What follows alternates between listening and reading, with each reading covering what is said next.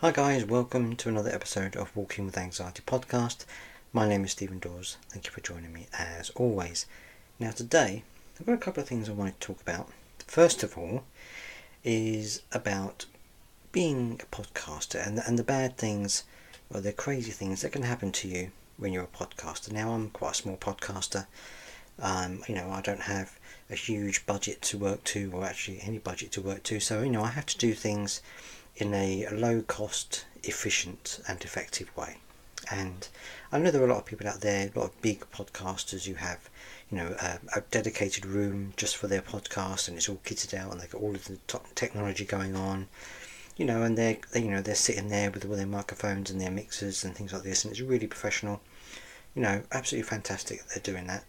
There are other people, of course, who rent out their studios. There's those all over the world, and they rent out maybe an hour or however long they want to be recording for, and there are lots of those around, and they have all the equipment, and it's great because you can just rock up and record your podcast and then go home again. It's really fantastic.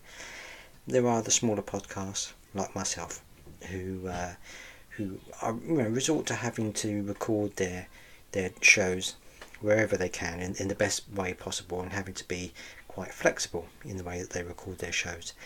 For me, it means I have to record in my spare room in our house, and it's quite a small room, but it's just good enough for recording your podcast in.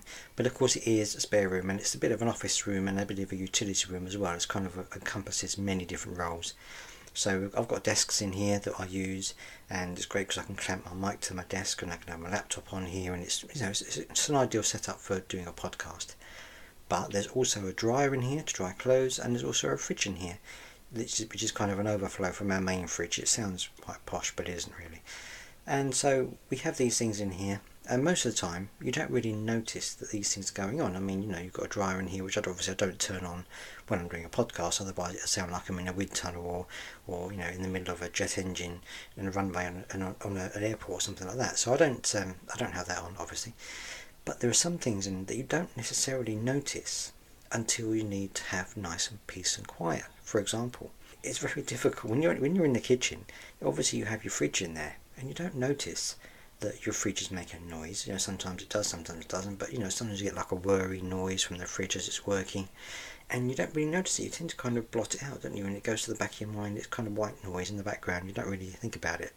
But when you have a fridge in the studio you're meant to be recording your podcast in, and all of a sudden it kicks in and starts whirring, all of a sudden you're very conscious of the fact that there's a fridge in here, and it's whirring and gurgling and making all kinds of weird noises, which of course is not good for a podcast, unless of course it's a horror podcast, in which case it might add some atmosphere, but obviously that's not what this one's all about.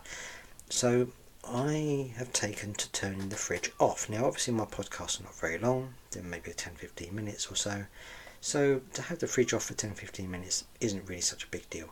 So I've taken to switching it off while I'm doing my podcasts. Now this has worked quite well up until recently, and I'll tell you why. Because the last podcast I had, it was making quite a lot of noise, so I decided to turn it off, and unfortunately my memory is not the most fantastic in the world. Obviously with my anxiety and other things, my memory is really quite bad, and I forgot to turn it back on again. Now I have done this before, but usually it's only been about 10-15 minutes past my recording that I've realised I've come back in and either gone in the fridge or I've realised I haven't turned it on. I've turned it back on again. This time, however, I did a podcast quite late in the evening, and I didn't turn it back on at all, and I forgot about it, went to bed, got up the next morning, and my wife said, "Oh, can you get this something out of the fridge for dinner tonight? It's in the fridge upstairs." So when I came upstairs, I opened the fridge, light didn't come on. Of course, at first I didn't quite realise why the light didn't come on. I was thinking, why has the light not come on? Is there something wrong with the bulb? And then of course it hit me. I turned the fridge off the night before and I hadn't turned it back on again. So that was kind of a difficult situation to broach with my wife, the fact that actually we didn't have any dinner because I forgot to turn the fridge back on, and now everything in the fridge was warm. So that was a conversation to have. But of course it also made me think, now how am I going to remember to make sure I turn the fridge back on again after I've done my podcast? So I've created a sign. And if you follow me on Instagram, I recommend that you do. It's Walking with Anxiety. You can find me on Instagram. If you follow me on there, you will see a picture of the sign that I've created and stuck to the door just above the handle in the office, so that when I come out of the office, I see the sign there that says fridge, and then I'll know that I have to turn the fridge back on again. I'm hoping that this is going to work. I'm hoping that it's going to be the thing that kick-starts me into remembering to turn the fridge back on. Otherwise, I might be relegated to the shed to record my podcast. So if the name of this podcast turns into Walking with Anxiety from the Shed or something like that, then you'll know what's happened.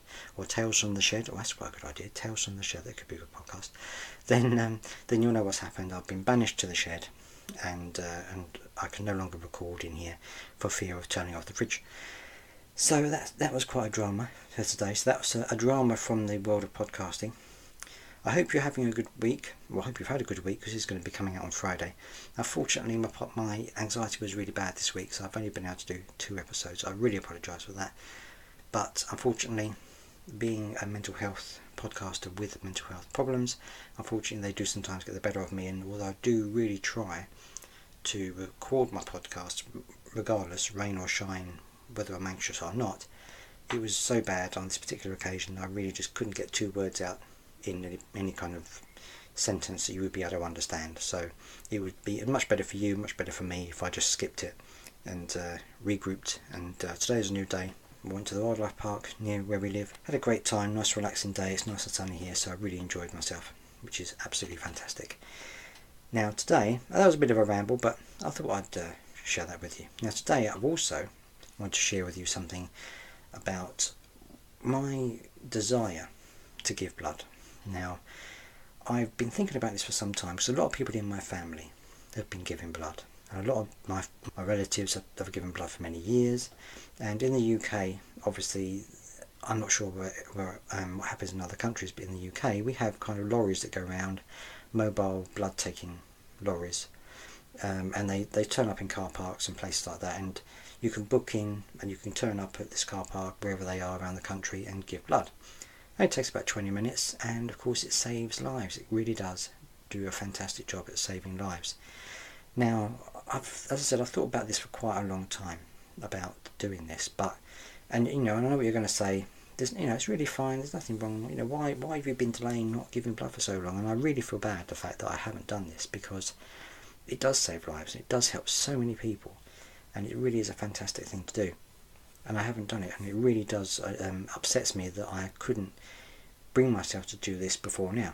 But it brings me on to my next subject, which I'm going to be talking about in my next podcast. But the reason why I've decided to do it now is because I was chatting to my wife, and my wife is a registered nurse, or she was a registered nurse a few years ago, so she knows all about how important blood is to keeping hospitals going, keeping operating theatres going, and saving lives. She knows how important that is. Unfortunately for her, she can't give blood because of things that's happened to her in the past, so she can't do that, and because she's got high blood pressure and things like this, she can't give blood, so it makes it more difficult for her. But I did this online survey, and you can go on there and you can answer this little questionnaire online to see whether you are eligible to give blood or not. So I went on there and I did it, and I am eligible. In the past, I've really been reluctant to do it, and the reason why is because I've thought to myself, and it's part of my health anxiety, which I do have quite bad, and it's also part of my emetophobia, because I've been thinking to myself, if I give blood I might faint, then I might be sick, and things like this, and all these things go through your mind, and although they're not rational, obviously, as you know, when you have a mental health problem, or if you have anxiety, or if you have a phobia or something, it isn't rational. It's the exact opposite of rational. So I thought to myself, okay, I really have got to try and do this, and as I'm getting older, I'm more conscious of the fact that I'm getting older, and this is what I'm going to talk about in my next episode, so make sure you tune in for the next episode of my podcast, where I'm going to be going into more in depth about age and things like this. But it kind of spurred me on and made me think about how I address my health, and how I think about other people's health, and about the fact that, as I'm getting older, I might one day need blood myself. And if I do need blood, it's going to be because of very, very generous and very thoughtful people who give their time and give their blood.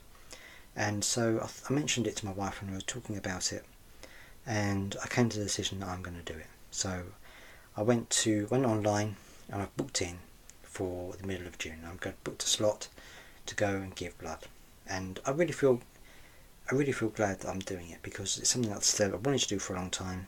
I haven't really had the courage to do it, but it is so important. It's so important at saving people's lives, and I would say, if you really want to do it and you haven't done it yet, then join me. Well, literally join me. I mean, you can do, I guess, if you're in the area, but join me in registering and giving blood, in however you do it in the country you live in, where you're listening to this podcast. Let's get together and let's make a conscious effort to do this, because it saves people's lives, and and it touches everybody's lives. I'm not just talking about people with physical illness, but also people with mental illness. If they try to die by suicide, for example, and they lose a lot of blood in that process, then that giving your blood to them could save their lives, and then they could go on to do immeasurable things and amazing things, and it could be the thing that saves their life and brings them back into the world, and gives them the help and support and makes them become an amazing person in the future and do wonderful things. So it does have a link to all kinds of health conditions and all kinds of reasons why we should be doing it, and of course it is really important. So if you haven't done it yet, join me and do it soon. Make the appointment, make your booking, however it is you do it in your country, and give blood. Do it with me, because it really is fantastic, and it's something I've really wanted to do for so long, and I've finally got the courage to do it. So wish me luck. I'm going to be talking about it because it's going to be on my mind from now until the middle of June when I do it. So you're going to hear regularly updates on it. So it's not going to be something that's going to be forgotten. I'm going to be shouting it from the rooftops, especially if I do manage to do it. So join me supporting people and in helping people by doing that. It's really good to see so many people listening to the podcast. I'm really thankful to everyone who listens. I've had some great feedback on the podcast, which is fantastic. It really helps me in terms of giving me motivation to keep going, and hopefully it helps you, even if it's just listening to someone rambling on about mental health or rambling on about weird things like not leaving their fridge on when they're doing the podcast, things like that.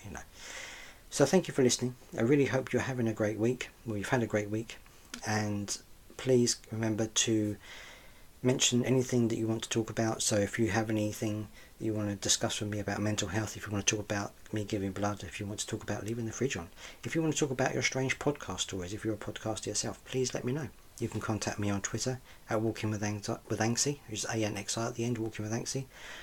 I'm on Instagram, Walking with Anxiety. I'm on Facebook, Stephen Dawes 2, number 2. And also you can email me, stephendawes@walkingwithanxiety.co.uk. So please think about giving some blood to help those people out there who may need it. And until the next time, thank you very much for joining me. Goodbye.